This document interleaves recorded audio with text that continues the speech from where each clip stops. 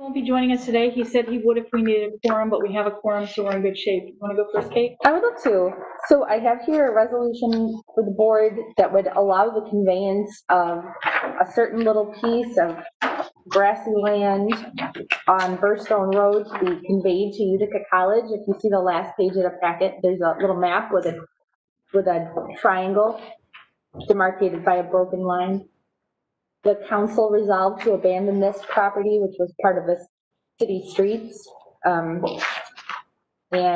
authorize the Board of Estimate and Apportionment to then authorize a conveyance. Utica College is the only adjacent landowner, and they would like to purchase this and put a sign there. And the assessor has put a value on it of $2,000. Did they agree to the 2,000? Yes. Okay. I'll move it. Thank you. Second? I'll second. Everybody else set? Yeah. All right, thank you. Okay, today we have a couple of supplemental appropriations. As you may recall, the city of Utica has been awarded 2 separate grants as it relates to the CARES Act.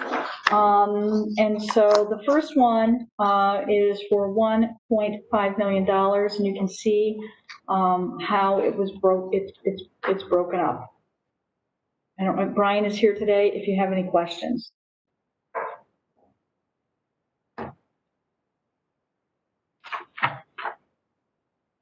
As you may, the second line from the bottom is the Utica Greens team.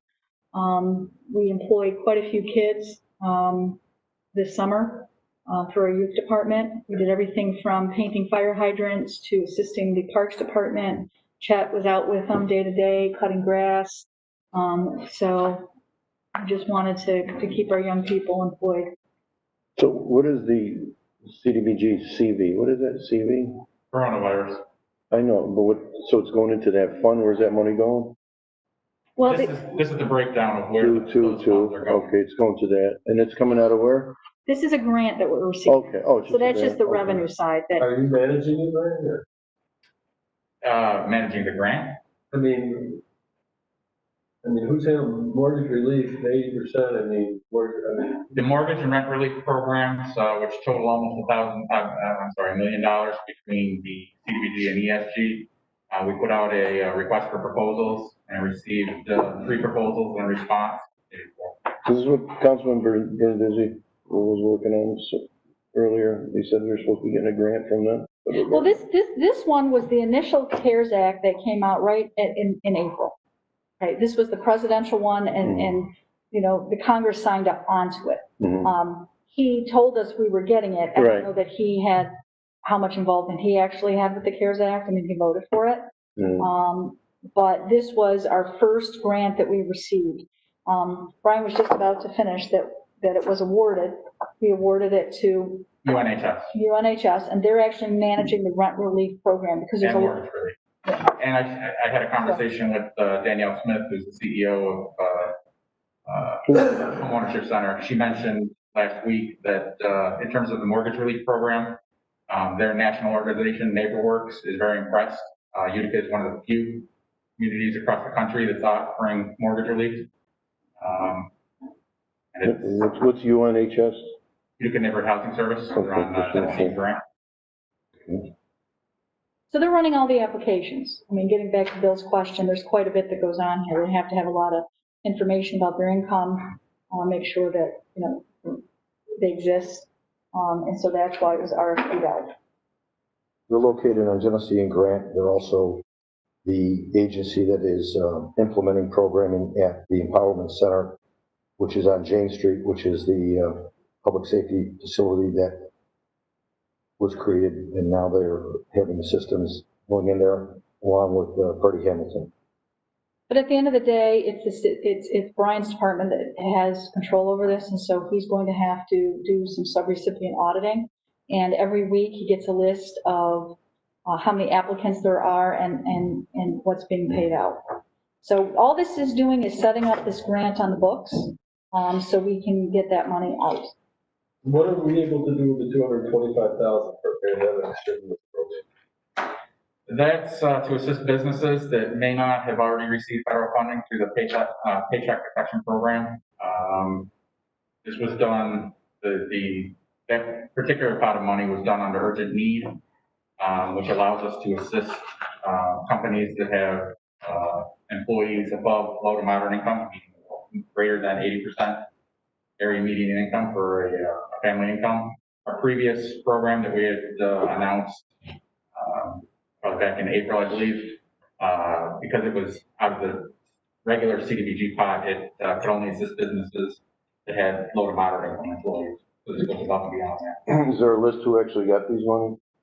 The original program, yeah, we have. And that stimulus program? We haven't. And none of it's been issued yet? None of that's been issued, but I have a list of the businesses that were assisted with the first pot of funds. Has that been issued out, who the money was given to? We still have somewhat of a balance. I think we made close to 500,000 available. I believe we've expended maybe 300 to 350,000 of that. Yeah. Has that been noted, who gets it? Do you put that out there or anything like that? I haven't put it out there as to who's gotten it, but I can certainly provide a list. I mean, it'd be good to the public to know where the money's going. Yeah, I think we've announced how many businesses we've assisted and then the total pot of funds. I don't know that we've publicized the list of businesses. I think that'd be a good idea.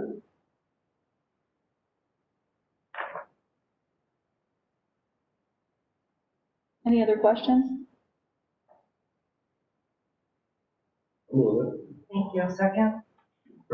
I'll second.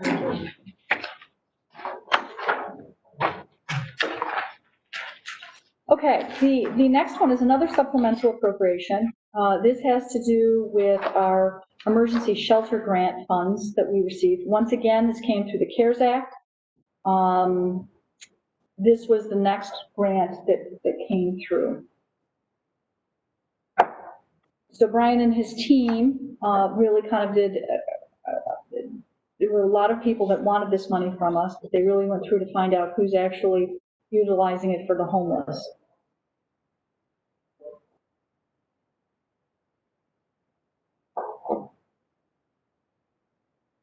No, this money hasn't been allocated yet either, Brian, or is it? It has been allocated. The homelessness prevention, the 330,000 is actually rent relief. Under EFT, we can assist up to 50% AMI. So the CDBG funds that you just approved are for 50 to 80% AMI, and then the mortgage relief program. This, the homelessness prevention focuses on the very low to moderate, very low income families. So that's through UNHS. The free shelters at the top of the list, that's really just so they can comply with all the various CDC guidelines within the shelter. You think that'll be used up by the end of the year? I believe it's a 2-year program, our grant agreement with HUD, but these were based on budget figures that they provided to us. Okay, thank you.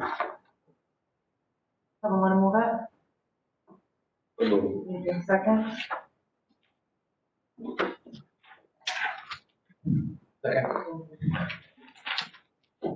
Okay, the next item is a budget transfer for $671. This is an annual insurance bill for our ambulances. It came in $671 higher than expected. I'll move it. Thank you. Second? Second. Thank you. And then our last transfer has to do with parking administration. This past year, Mike Mahoney decided to make some changes in how he funds parking administration, off-street parking, moving money around. And there was no postage line. Didn't put one in, didn't think there would be postage. So, but there is. So we need to, our lease is up, there was extra lease money and some salaries because of course we did not fund salaries during COVID. Would someone like to move it? I'll move it. Thank you. Second? I'll second. Thank you. Okay, that's all I have. Thank you very much. Thank you.